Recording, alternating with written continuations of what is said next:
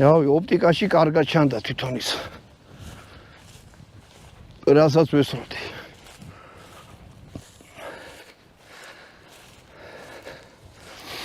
აჰა.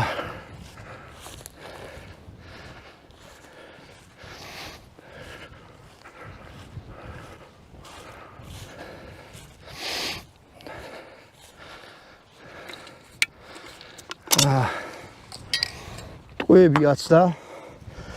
იარაღი არ გამოდგა გასწორებული. ბუნებაში არ დატოვოთ ნაგავი. ანუ რა გითხრათ? შეგრძნება აქვს ისეთი, რომ ჩამაგრებულიდან გეგონება რაღაცა ჩარხიდან ისვრთო, აი. ძალიან ბრუტალური იარაღია რა. ძიმე და მაგარი ძლიერი. იქით ბატონი დავითი დარბის წაიქცა და გამეცია.